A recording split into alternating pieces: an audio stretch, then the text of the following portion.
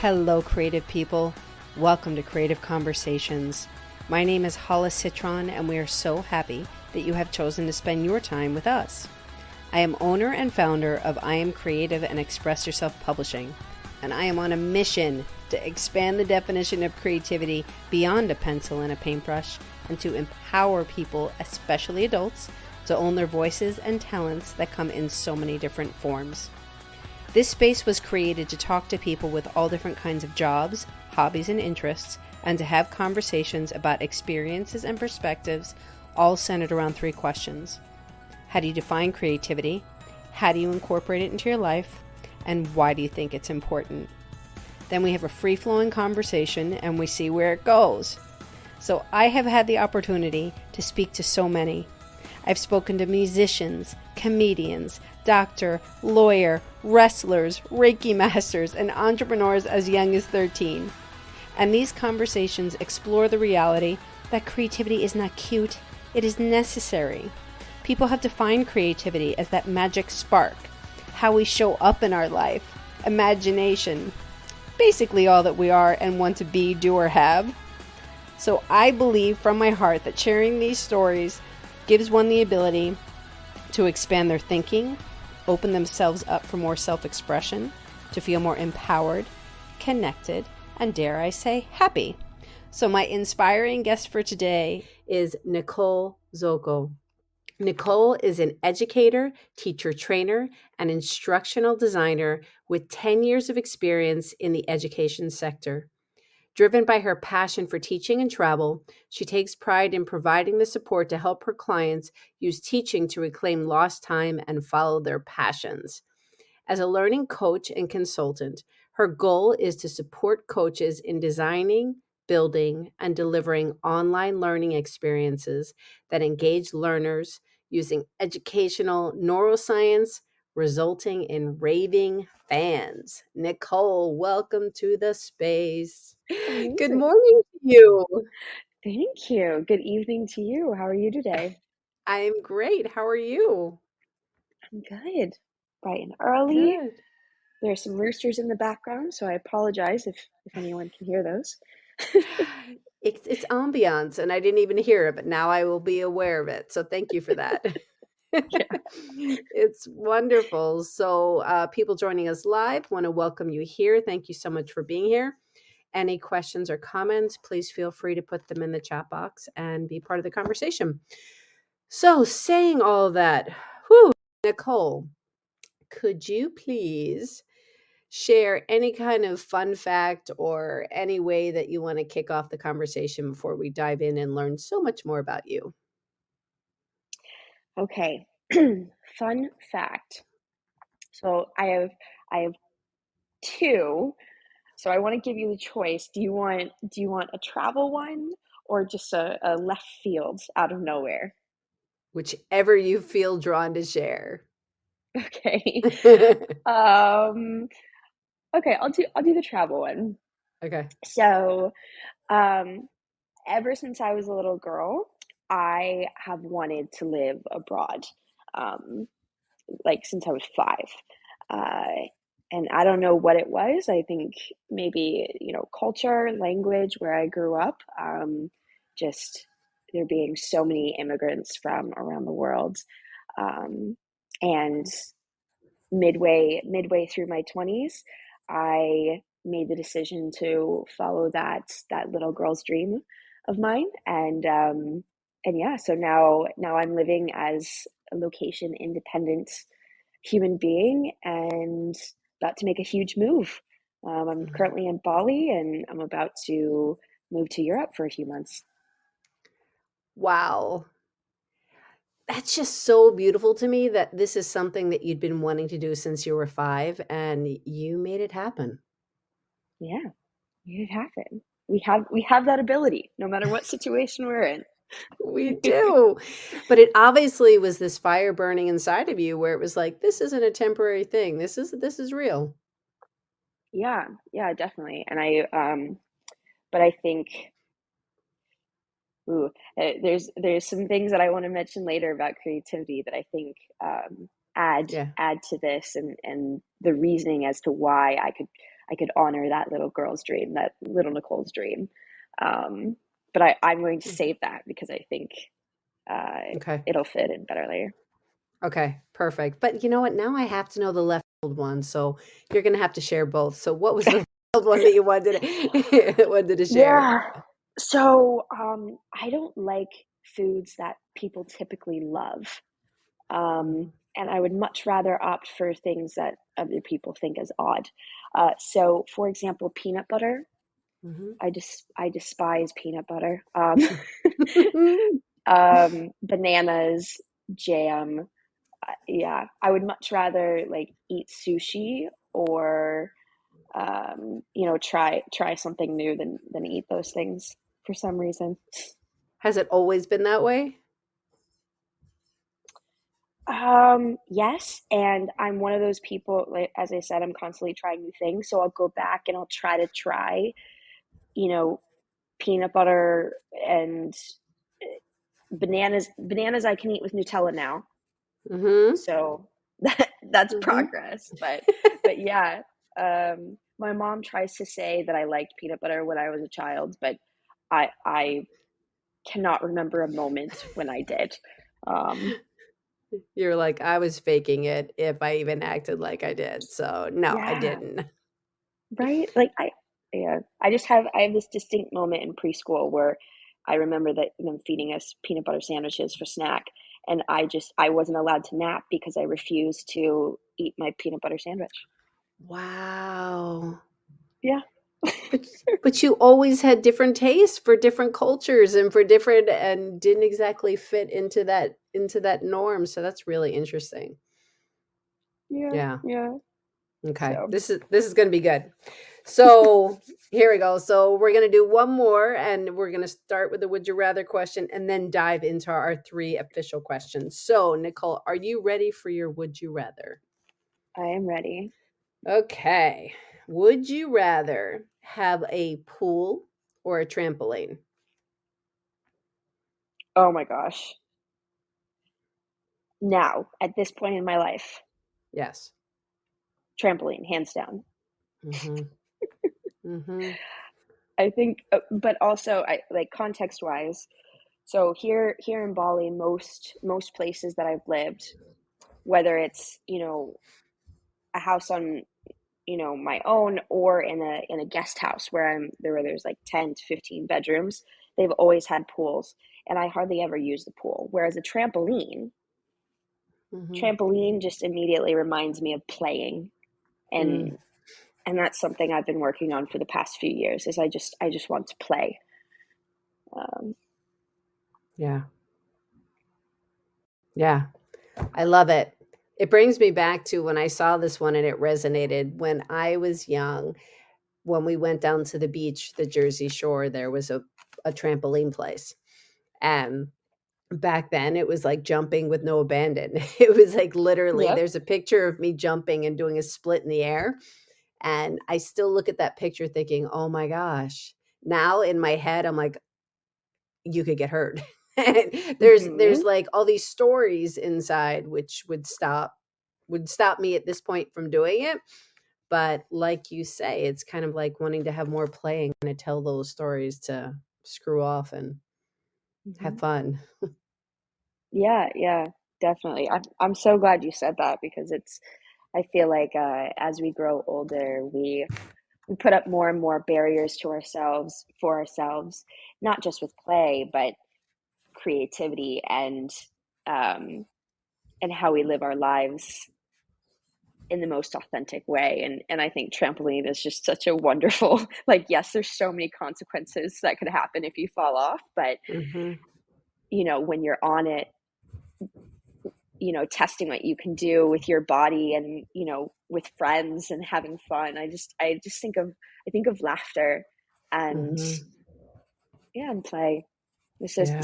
such a beautiful thing. And splits, as you said. Yes. In the air.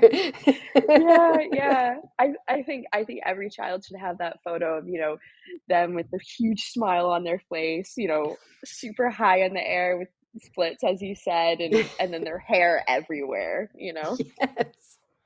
Because it's capturing those moments of really being in the moment, and Mhm. we get so freaking serious, everybody, as adults.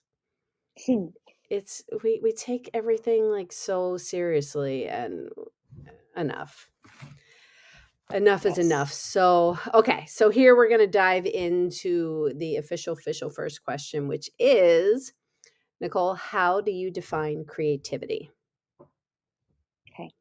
Well, I think the trampoline question was a wonderful segue. So creativity is what we are put on this earth to do. And, you know, since we are little, we are creating.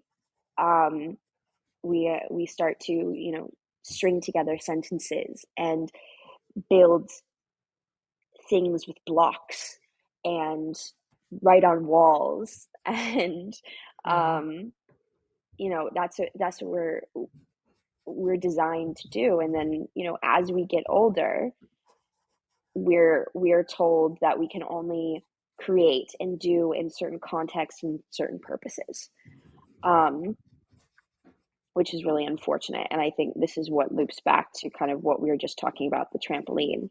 Mhm. As we get older, we start worrying about, oh, where are the consequences if I fall off. um, I know my mom was like, she refused to get a trampoline because she was like, I don't want you to break anything. Mhm. Which is fair enough, but I think that creativity is this. If we are a mountain, it is the natural river that is flowing out of us.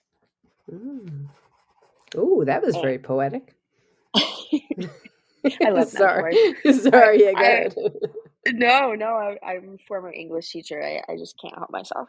Um, but yeah, it's this natural flow out of us. And as I said, as we get older, we start to dam up that river, and we're told like you only use it for art, you know, and if you're lucky, then you have parents and a community that supports you at least in art.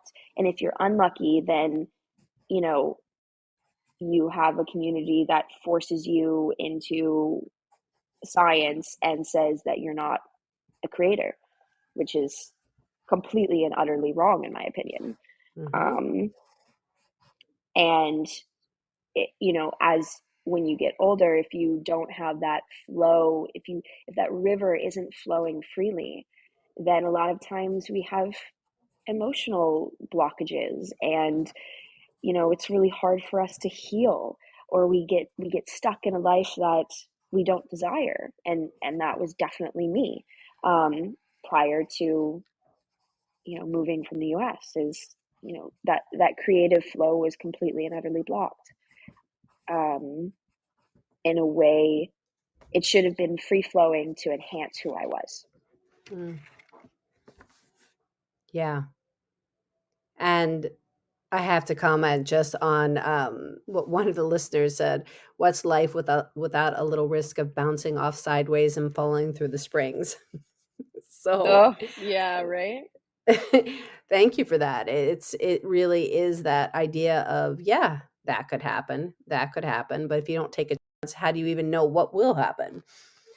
Right. And what you just said, Nicole, is which is really, to me, what kind of sums everything up is you knew it wasn't working the right way, but you took a chance and you took Mhm. action. You took action on it, which would be great for us. Why don't you kind of take us a little bit on a journey wherever you want to start, to tell us how you got from wherever you want to start to where you are now? Yeah. Um, ooh. Okay, I so know it's a little broad. yeah, so I'll take so that I the point that I brought up about, moving abroad. Mhm. And I was 20 28.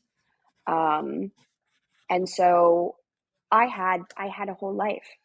I had I had a house, I had a career, I had a dog, I was married at one point. Like, I had the whole stinking thing, and I had worked so hard for it. Mm-hmm. And, I would say, like, you can't completely, block your creativity in like 100%. And so I was still, being creative as a teacher within my classroom, or, in my personal life, as, you know, with my friendships, and exploring new ways to create. But it wasn't in line with who I was and how I wanted to live as a human being. I didn't create the life that I wanted. Mm-hmm. I created the life that I thought I was supposed to want. Mm-hmm. Um, and there was kind of, an awakening. And I was just like, I can't wait anymore, which is when at that point, um, I ended up going off on my own, and my relationship had ended at that point. I knew I was leaving, so I found a new home for my dog, which I tell you is literally the hardest thing that you could possibly do. Um, Yeah. but I knew it was best for my pup. And I just went off to explore, Mm. and that's where I refound who I was, and how I how do I say this, who I who who I am, and still evolving to be, because we never stop evolving, right? But Yeah. how I can bring more to this earth, because I was, in my old life, in my teaching job, although I loved teaching, it was exhausting. It Yeah. didn't fill my cup, and I felt like the impact that I was creating was peanuts compared to what I could be creating. And and so being abroad, and being exposed to so many different cultures and ways of living life, it helped me unlock all those dams that I had put up over time. And it helped me heal in so many ways through a variety of modes and mediums, but ended up in me creating my business, um, and building friendships in a completely new life that just enhance who I am and energize me, as opposed to block that intuition, that flow, that creative hunger that we all have as human beings. Hmm. Something that just stood out to me in what you said was being exposed to different cultures and healing. Hmm. That just stood out to me because, and also just kind of taking back into what you're saying, is the word brave. I see Mm, it as very brave. You were just finally, you were like in your 20s, in your late 20s, you owned and realized this isn't the life that is following my passion. And yeah, instead of staying in it and staying safe, which many do, you were like, I want my cup filled. yeah, yeah. By no means was it easy, like, but um, yeah, but it was necessary. Hmm. And the more I think, the more that we intentionally build empathy, and I think that's what exposure to other cultures did, from even when I was really little. I lived, a little bit of context, I lived in Northern Virginia, um, and we had our school district, each school had a different language, immersion language program. And so we had kids coming from all around, not only the US, but also the world, um, you know, to learn in these schools, and lots of expats from other countries. And I remember, so my mom told me that when I was a kid, I met I made a friend, and she happened to be Jewish, and I got so excited about Judaism that I was like, oh, I want to be Jewish. and then, and then I had a friend from Russia, and I was like, oh my gosh, like Russian culture is so cool. And then and then I had a friend who actually her family escaped from North Korea, and then it was like, wow, like our countries are not like my country is not like other countries, and just from a very young age, like being exposed to different cultures allowed me to be like, okay, like I'm one piece in this world, and this is not the only way that we can live. And so in seeking out that empathy and building that's how we heal. That's how we get a greater understanding of ourselves and who we want to be and who we don't want to be. Mm. Um, whether we're exposing ourselves to other people or actually physically moving to a new environment where you're immersed in a new culture. So where's the first place that you went when you left the US? Um, not traveling, you mean like moving, right? Yes. First place was Thailand. Hmm. Such wonderful, wonderful, kind people in Thailand. So when you started this journey, Mhm. was there very much of a plan about how long you would be in a certain place, or was it intuitive, or how did that work? Yeah, so I was supposed to be traveling for 6 months, and in Southeast Asia. So there's no like solid plan, but knew that I wanted to bounce around and experience different countries. Um, and then in so that was 2019, and then in February of 2020, I was meant to move to New Zealand, because there's a working holiday visa that Americans can get, and we can work there for, I can't remember if it's 6 months or a year. Um, and so I got that visa. I actually lined up a job, housing, everything, ready to go. And I actually pushed it back 1 month to March of 2020. Mm, Um, and I was trying to break into a new career because I knew that, as I had said, teaching, it wasn't completely filling my cup. mm, Um, I thought I could make a greater impact. So, and we all know how March 2020 went. So I I happened to be in Bali, Indonesia, um, when New Zealand shut their borders, which was actually devastating because then I got the call that I lost my job, um, and I had to figure out what to do.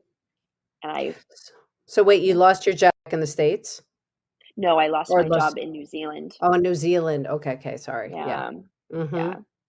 By then I had already said goodbye to my job in the States, sold my house. Like I had pretty much closed my life in the US.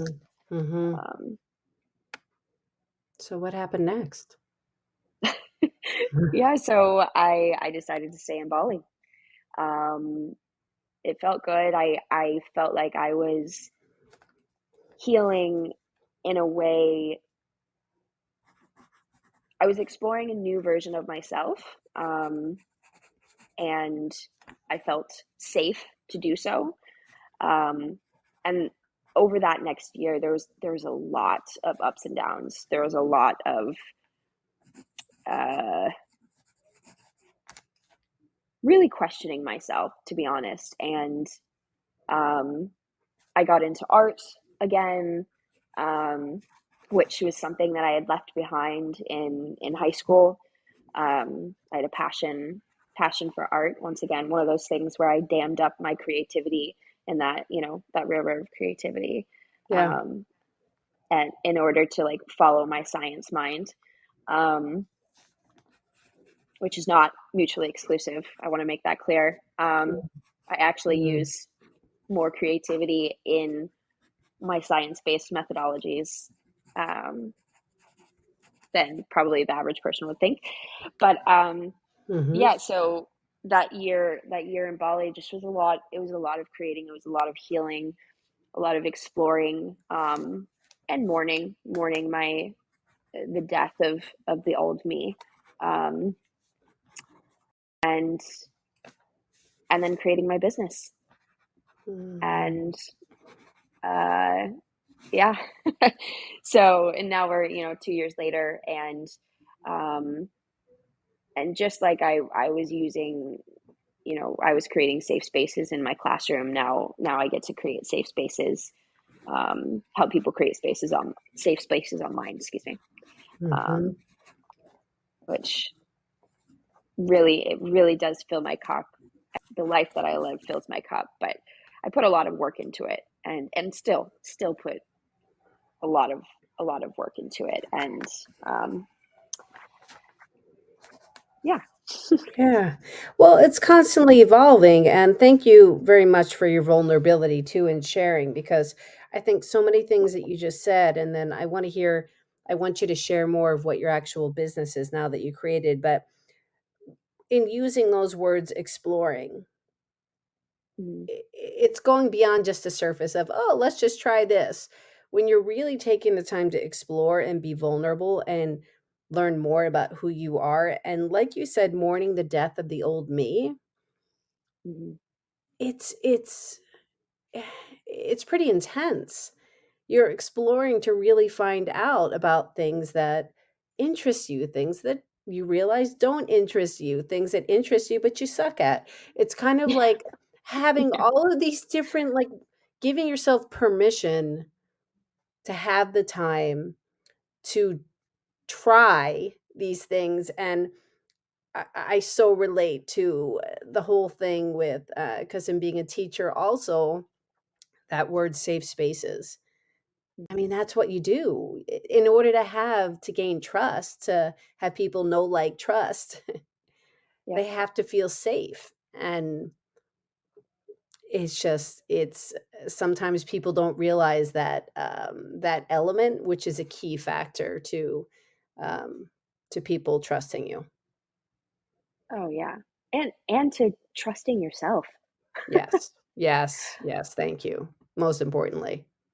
Yeah, and I think that, you know, that was something that I really was missing in my life, is creating a safe space for myself. Hmm. And I think it's one of the reasons why didn't I didn't fully embrace my own creativity, but that's what Bali brought to me is, Mm-hmm. oh, I need to create this safe space for myself.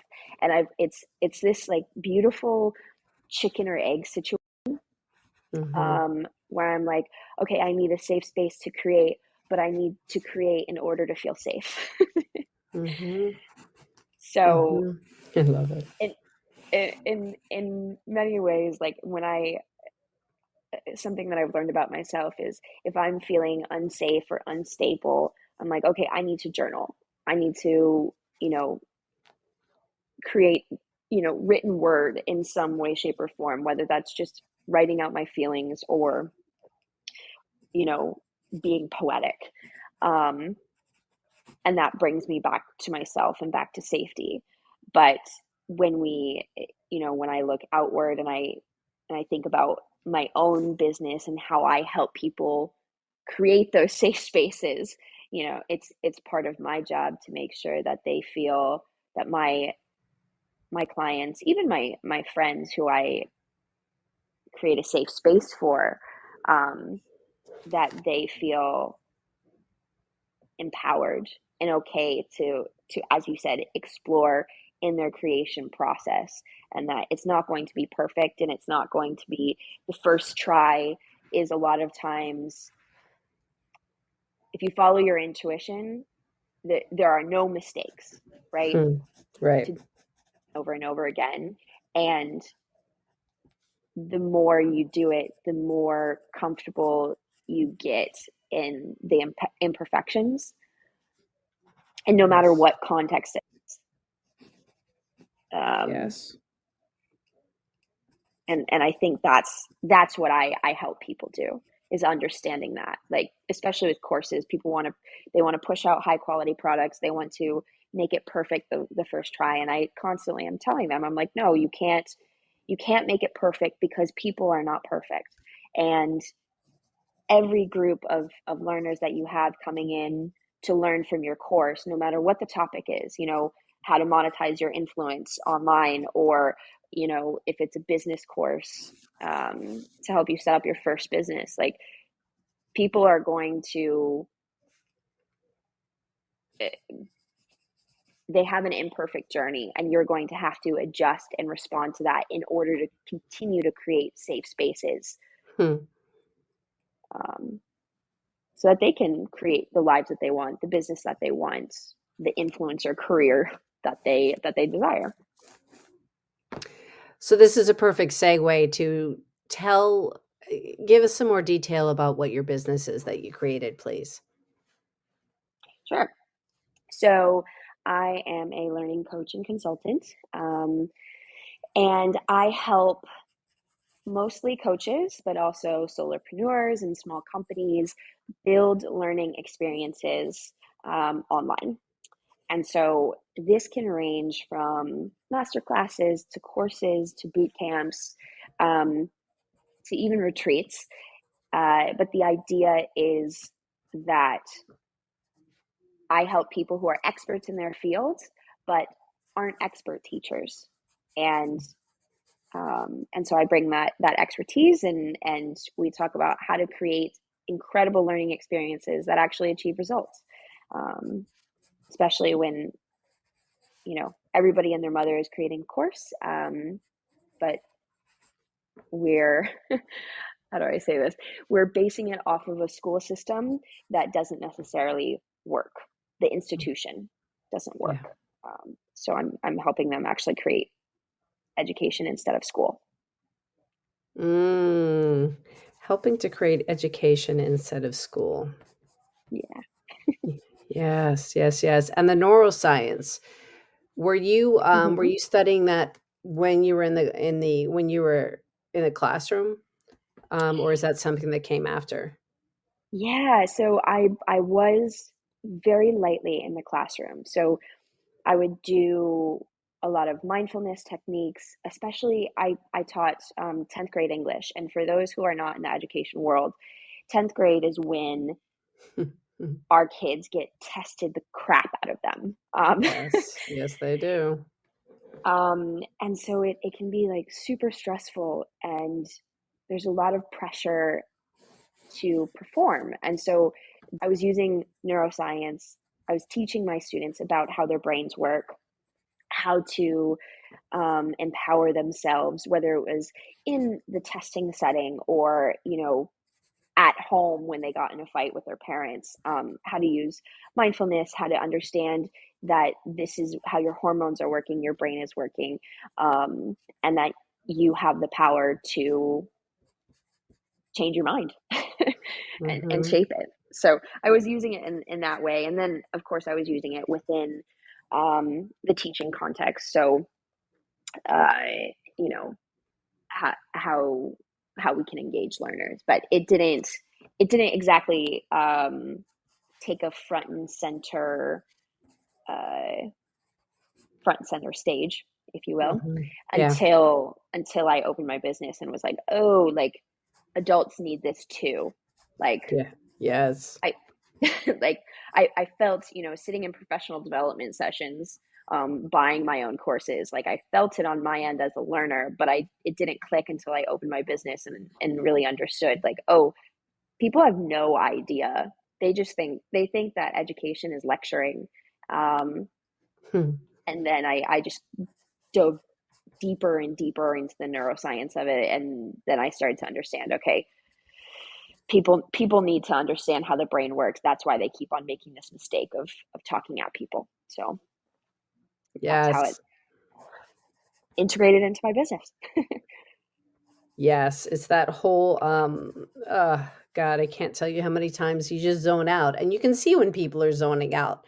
when the blank stare is happening, when you're just being talked at instead of spoken to and and engaged. It's like that difference. It's a completely different energy, and you can totally see it.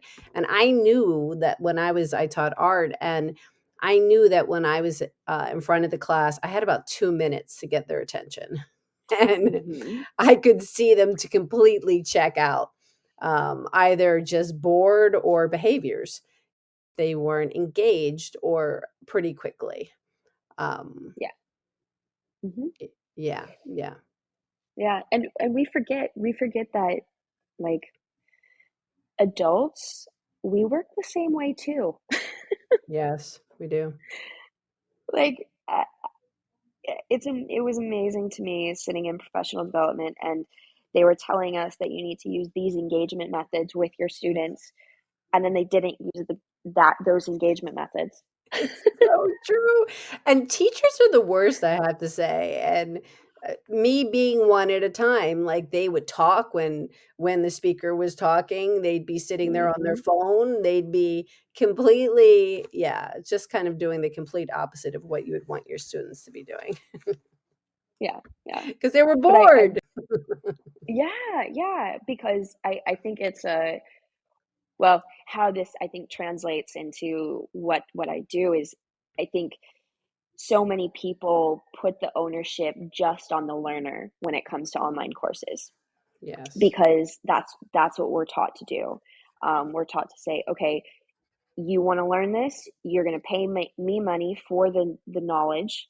I say that it's a learning experience. It's actually not. I'm just giving you what is it called? Like a collection of information, and then you can learn it on your own. But the reality is once again, difference between education and school is, education is actually facilitating learning. It's a back and forth. It's feedback loops. It's having conversations. It's not, distraction. It's being excited to Yeah. focus, and really, it actually, the foundation in my business is the doing part, which is the creating, and that's what a lot of um, adult learning misses. Mm. They, they kind of push these skills and knowledge, and yeah, more than half of my job is helping people facilitate the doing, the creating part of the learning process, Mhm. because that's where real learning happens. Yes. So. Yes, I just it's just so beautiful that you really, combined and really made it your own, and just like what I called it, using teaching to reclaim lost time and follow your passion. Hmm. Just really, integrated it together, and, you're on a journey. You're on a Yeah. journey, and it's just which actually leads really perfectly into the second question, which is answering and diving in just a little bit more of how you incorporate more creativity into your own life. Hmm. Yeah. So I mentioned this before a bit. So I journal quite a bit. Mhm, So written word. Um, I tend to. So I'm a CrossFitter. That's another fun fact about me. mhm, 'kay, So when I will oftentimes like create workouts with my friends. And I also see creativity a lot as problem solving. yes, Um, and so I'm constantly, I've always been an athlete, but CrossFit is pretty new to me. And so within that, I'm always finding creative ways to challenge my body and mind while also playing and having fun, and ensuring that I'm healthy. So trying new sports and trying new moves, and like feeling safe, but this feels a little bit uncomfortable, which there's a difference between mm, safety and discomfort. Um, ooh, nice. so Mhm, yeah, yes, so everyday things like that. And of course, in my, with my business, help. I mean, I help people create for a living. So, um, asking questions is a huge thing for me. So anytime I go into a coaching session, I'm like, okay, where's my list of questions? Are these the right ones for this person, for their content area, for what they're creating? Um, is this going to get them back to their flow, their natural flow of creativity, and building something that's wonderful, that reflects who they are, and will facilitate a wonderful learning experience. So it's very individualized. Oh, yes, and I have a methodology, but um, yeah, it's different for every single person because not everyone's the same, Hmm. and as we know, as teachers, like, everybody shows up as a teacher very differently. So it's important to be authentic and real. And if I can't get people to be authentic and real in the learning experiences, the courses that they're creating, then they're not going to get the results that they promise their clients. So Right. It's kind of like that when you're putting on a persona of somebody else. It's like telling these lies, and then you get caught up in the lies, and then it's like you lose yourself, and you're not giving results. It's just too yeah. much to keep track of, instead of what you're saying of being authentic and real, and then Hmm. you can show up as you. Yeah. And I find it interesting. You had mentioned earlier the glazed eyes kind of thing. But I think of, I taught middle school and high school, and they see right through Yes. being fake, and they will, especially where I taught, they will eat you alive. Like, Yes. Yep. um, and it's just kind of like trial by fire. And, whereas on the online space, people will buy and then they won't finish the course, or they'll go radio silent. They won't, share their Mhm. transformation because they're not getting a transformation from what they're learning from you, or, it looks very different. Um, and we're so disconnected, especially as adults. Like, we take this hyper ownership of the learning process, when really, it's like I said, it's very feedback loop oriented, and we can't see those glazed eyes, and people don't, you know sass us out of the classroom online like they Mhm. do like they Mhm. do in person with a 16-year-old. But at the same time, wouldn't you say that there is I remember when first entering the online world that this one mentor that I had was like, "You can't it's not for the weak.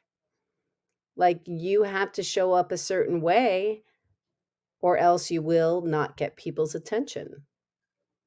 Yeah, definitely. um but that can look very different for different people, you know Yeah.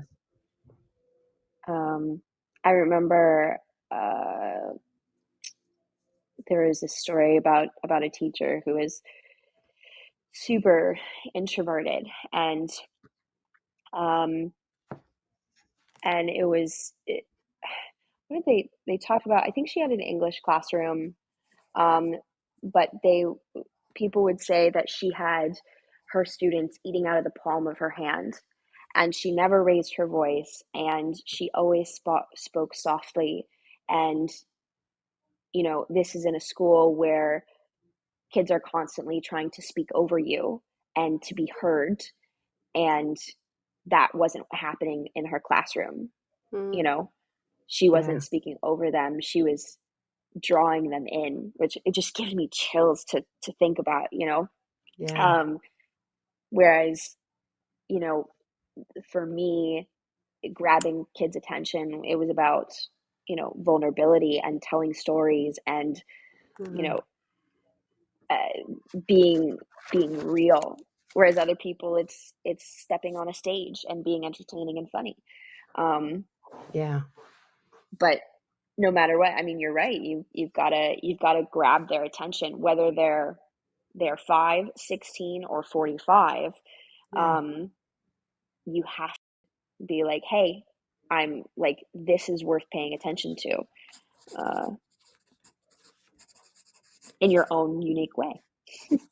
Yeah. I think that's a beautiful story. And understanding that each person comes with a story as well, even when they're 5 years old and when they're Hmm. 45. You don't know what somebody has told them, um, said what's appropriate, said what's not appropriate, or anything like that. It starts really young.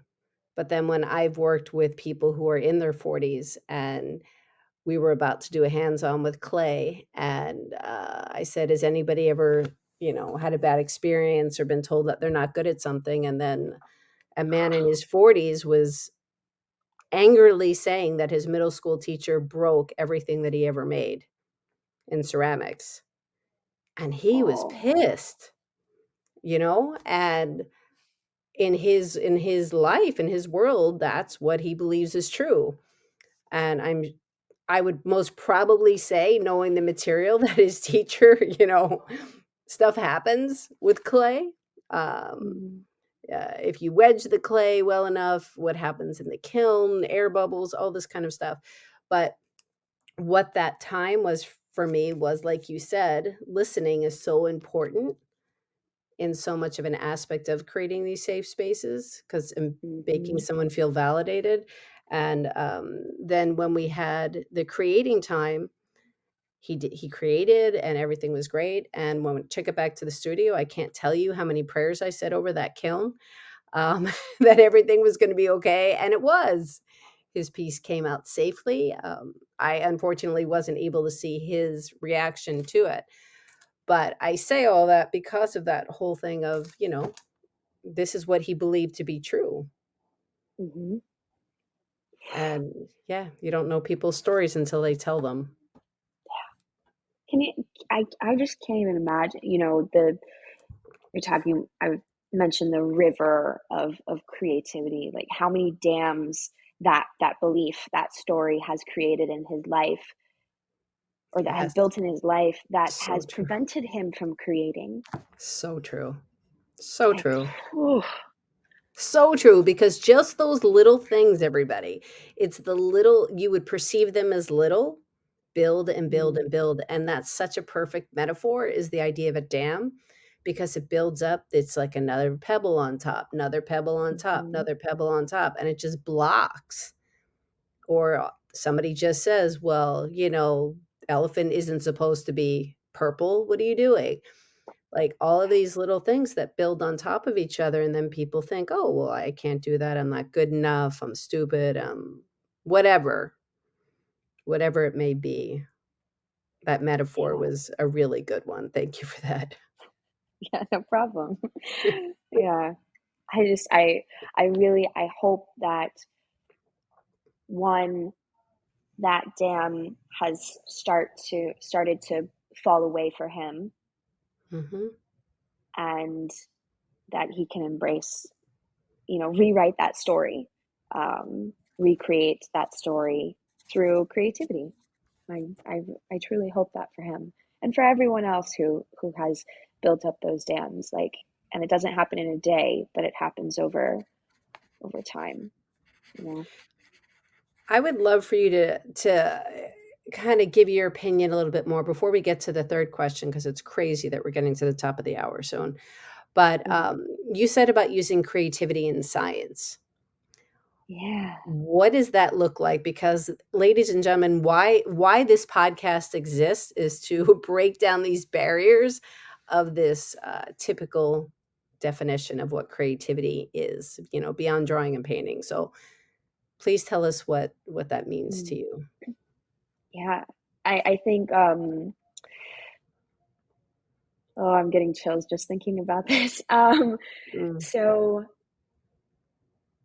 science and art are not siloed subjects. They are meant to be intertwined and to use one another to elevate each other. And I truly think so. Even even the if we take the baseline of scientific experimentation, um, creativity has is the vein that gives it life. Oh Um, my God, I love that. Yeah. it's just, the scientific experimentation process is you have a hypothesis which you have to create, right? You have to daydream about it. You have to be like, oh, what if, you know? And and I think that this is what's going to happen. And then you have to create a whole methodology in order to prove or disprove. I mean, if we are sticking with the original scientific method, like to disprove your hypothesis, right? And Mhm. that creativity in and of itself is brilliant. I mean, there's so many different ways that you can test a hypothesis. And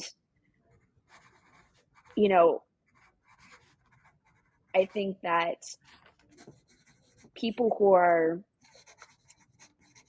great scientists are also great artists, and they're great creators in general because they're creating in their space. I think of all the scientists or all the books that I've read by people who are scientists, and they're some of my favorite books. I think of Quiet, um, by Susan Cain, I believe. Um, and I'm like, talking about the power of introverts in an extroverted world. And I just, the way that she created uh, that book and wrote that book resonated so much with me and my understanding, um, deeper understanding of introverts. And it's because she was creating and she was embracing scientific method. And yeah, I think if more of us, especially in the science and math world, saw ourselves as creators, because I do see myself as a scientist. Like, teaching is both a science and an art. You have to have both. If you have one or the other, then Mhm. you're not going to get results. But Yes. when you have both, that is when you create ripples that you can't even fathom how far they reach. Um, Oh my yeah. gosh, that is amazing. Here, I have to give a sound effect for this. Here we go. We're clapping, everybody. Yes.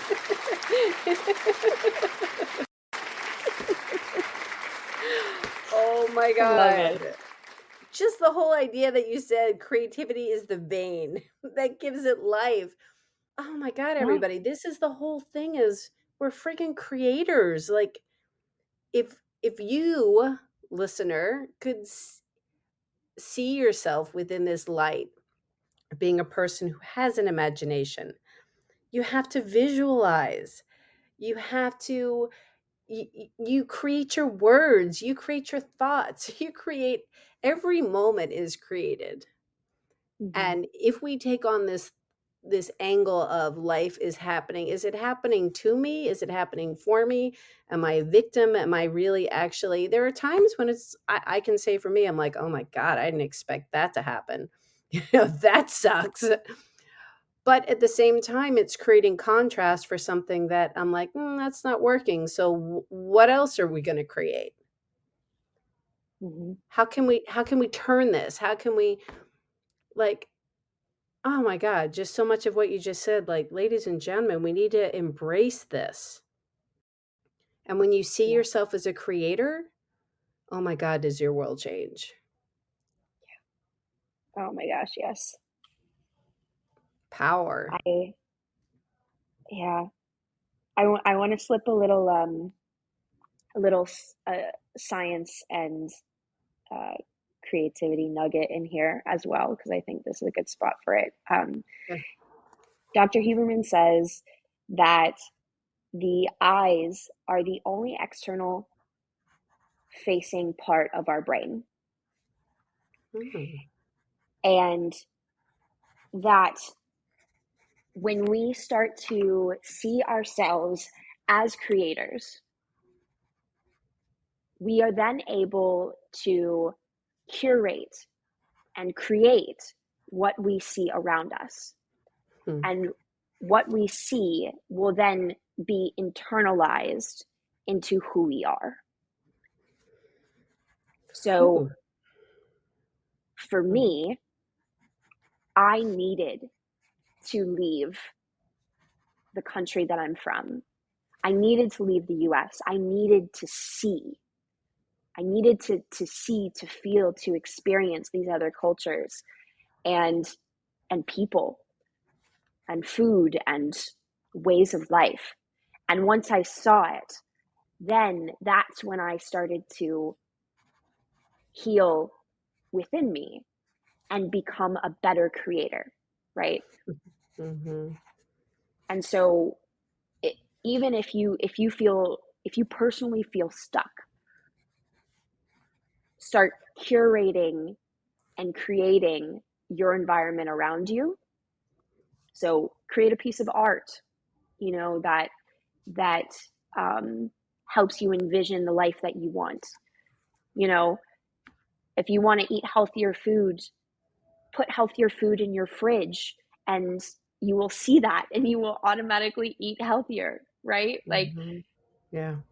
we create our own lives, and we cannot forget that that is within our power. um, as you said, it's not, life is not happening to us, we are creating it. God, we could talk for hours and hours. So this is kind of like going to the third question, which is a little repetitive, but at the same time, it puts a nice little bow on it, which is, why do you think creativity is important? um, because it's what we're put here on earth to do. Mhm. That's simple. Yeah, I mean, as I said, if we are a mountain, if we are each individually a mountain, we all have rivers that flow from us, and that river is creativity. We are from the dawn of time, we were creating the wheel, fire, exploration, discovery. Like, we cannot evolve without creating. Mhm. And if we do want to evolve as individuals and as societies, then we have to let that river flow. And the more that we dam it up, the more we're going to be disconnected, not only from ourselves, but also from other people. And Yeah. creating is just such a beautiful way to, as I said, connect with ourselves, but also others. We're meant to be creators. We are, man. We build up the dams, we build up the walls, and then we don't see ourselves as a community. We see ourselves just as a bunch of individuals, and Yeah. that doesn't work. And, That does and not work. yeah, and I think of, but as you said that, it just made me think of, there's very rarely a mountain that stands on its own, Hmm. right? We almost always you almost always see like a range of mountains. And Yes. from that range of mountains, like, each mountain has rivers flowing out of it. And eventually those rivers come together and they flow into a bigger river, right? And then they Mhm. spill into a sea or an ocean. Mhm. And Yes. that very, very much so is how we create, you know? We all bring something, we all create something in our space. And then it all full and provides life and nourishment and connection. And yeah. I don't know. Oh my God. You kind of just went out like in and out for a moment, but oh my God. Okay. So before I'm going to try out this sound effect. Let's see what this sounds like on all that you just said. Uh-oh. Oh no, that's not what I meant. I thought it was going to, because it said, oh, disregard that. Because it said, oh, I thought it was going to be like an, oh, Uh, which would kind of reinforce that what you just said was just like this mind blowing, like bam, like, oh moment. So there's my own sound added on there. Nicole, how can people connect with you?